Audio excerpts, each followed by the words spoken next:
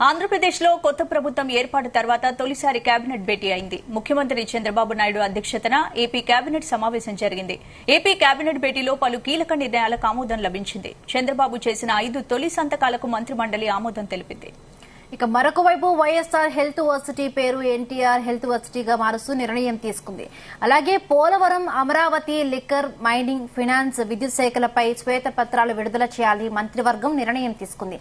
1వ తేదీన సచివాలయ ఉద్యోగులతో ఇంటింటికి పెన్షన్ పంపిణీ చేయించాలని నిర్ణయం తీసుకుంది కేబినెట్.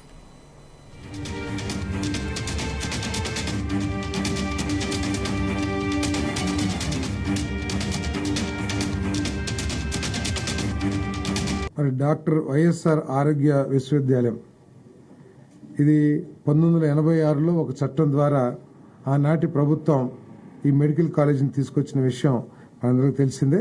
98లో అప్పుడు చట్టాన్ని సవరణ చేసి ఎన్టీఆర్ యూనివర్సిటీగా పెట్టడం, తర్వాత ఆయన ఈ మెడికల్ అవసరాలన్నింటినీ కూడా ఒకే ఇన్స్టిట్యూట్లోకి తీసుకొచ్చి ఒక యూనివర్సిటీగా స్థాపించిన ఎన్టీ రామారావు